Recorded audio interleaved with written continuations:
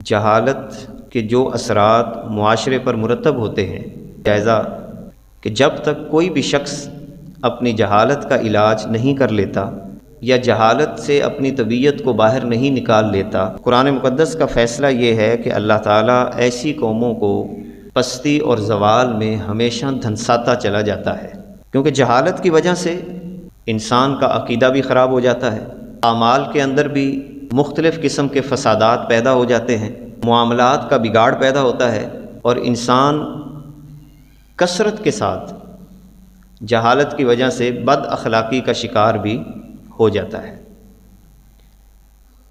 کیونکہ اسلام انسان کی زندگی کے تمام مراحل کو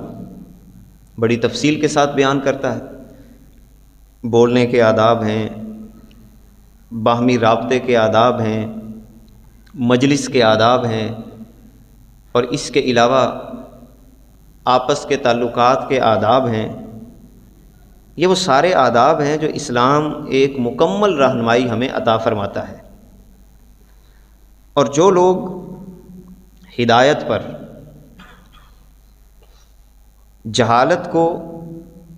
یا اندھے رہنے کو ترجیح دیتے ہیں، ان کے بارے میں اللہ تعالیٰ کا فیصلہ یہ ہے کہ ایسے لوگ جو جہالت میں ہیں اور روشنی کی طرف نہیں آنا چاہتے، رب ذوالجلال نے فیصلہ کر رکھا ہے کہ ایسے لوگوں کو دنیا کی زندگی کے اندر رسوائی اور پستی کا سامنا کرنا پڑے گا۔ اسی جہالت کی وجہ سے لوگ مختلف گروہوں میں تقسیم ہو جاتے ہیں، اسی جہالت کی وجہ سے لوگ آپس کے جو معاملات کے اندر فسادات پیدا کرتے ہیں۔ جہالت کا جو ایک نتیجہ ہم اپنے علاقائی سطح پر بھی اور عالمی سطح پر بھی اس جہالت کا نتیجہ محسوس کر سکتے ہیں۔ اور پھر المیہ یہ ہے کہ اس وقت لوگ کثرت کے ساتھ جہالت کی بیماری کا شکار بھی ہیں، جہالت میں مبتلا بھی ہیں، اور پھر اس سے بڑھ کر جہالت یہ ہے کہ اپنی جہالت کا علاج بھی نہیں کرنا چاہتے،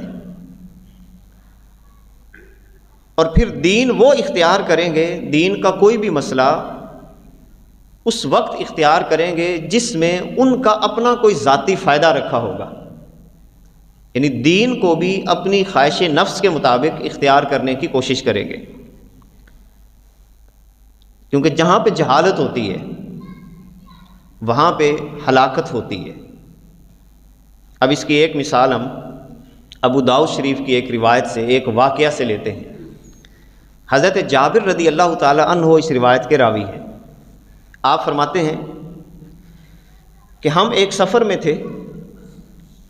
دوران سفر ہمارا ایک ساتھی تھا جس کے سر کے اوپر چوٹ لگ گئی۔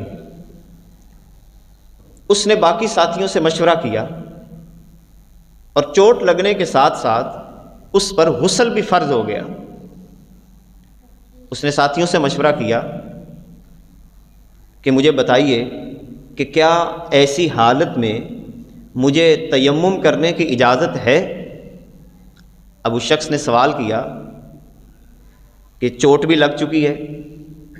اور غسل بھی فرض ہو چکا ہے، تو کیا میں ایسی حالت میں تیمم کر لوں؟ اب جو وہاں پہ افراد بیٹھے تھے انہوں نے بغیر تحقیق کے کیا کیا؟ فتویٰ صادر کر دیا، اور کہنے لگے کہ نہیں، تو پانی استعمال کر سکتا ہے، لہذا تیمم کی اجازت تجھے بالکل نہیں ہے۔ اس نے پانی کا استعمال کر لیا۔ پانی کے استعمال کرنے کی وجہ سے جو اس کو زخم لگا ہوا تھا اس کے اندر بگاڑ پیدا ہوا، اور وہ بندہ فوت ہو گیا۔ نبی کریم صلی اللہ علیہ وبارک وسلم کی بارگاہ میں جب یہ واقعہ پیش کیا گیا کہ یا رسول اللہ صلی اللہ علیہ وسلم دوران سفر یہ واقعہ پیش آیا ہے اور اس طرح بندہ جو ہے وہ فوت ہو چکا ہے، تو نبی کریم صلی اللہ علیہ وبارک وسلم نے فرمایا قاتلوہ قاتلہم اللہ، فرمایا کہ جن لوگوں نے جہالت کی وجہ سے اس کو